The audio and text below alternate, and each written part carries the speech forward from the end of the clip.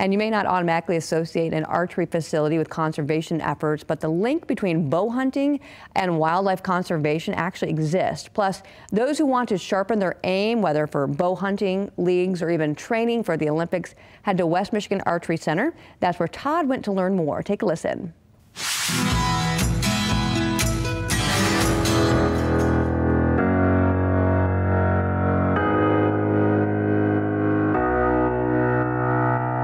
West Michigan Archery Center is a 10,000 square foot building. It's on township property owned by Plainfield and partnered with Algoma Township, so we have a lot of cooperation here. On a day-to-day basis, the center is run by a 501c3 nonprofit called the West Michigan Archery Center.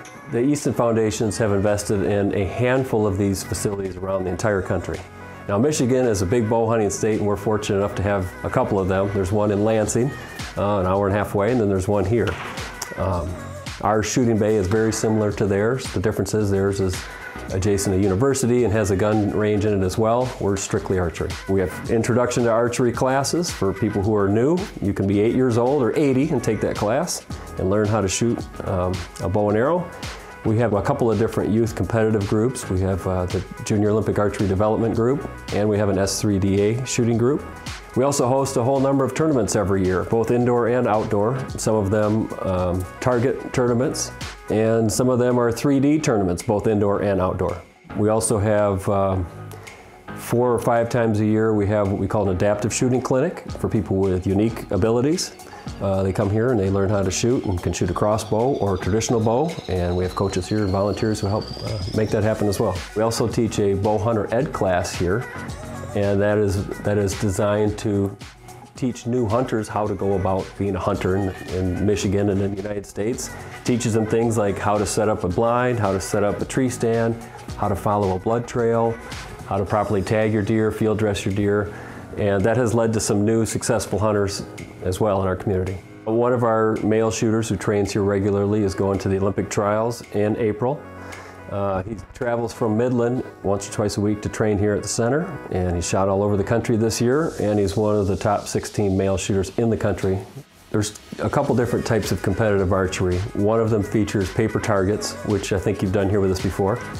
And hunters who are typically more interested in the archery as a segue into bow hunting are often interested in 3D archery. 3D archery is kind of what it sounds like. It features 3-dimensional targets that are life-size. We have a number of those targets. They're white-tailed deer, elk, mountain lions, moose. We actually happen to have a velociraptor and a Tyrannosaurus rex here. There's a chunk of woods behind the center here where there's a 25-station 3D course in the summer, and people can go through there and encounter lifelike hunting situations, and there's ways to score. We host a number of tournaments that way as well. In order to hunt in the state of Michigan and in other states, you have to purchase licenses, kill tags. Many of us purchase multiple kill tags, and those license fees directly lead towards conservation efforts in the state. They pay for salaries for our state natural resource employees, and all management for wildlife is funded directly through license sales, so hunters play an important role. The wildlife population in our state is much different than it was 100 years ago, and the distribution of predators is such that in suburban areas and where there aren't predators like wolves and mountain lions and bears, deer populations can get really high, and it can lead to starvation or lots of car-deer collisions and other such things.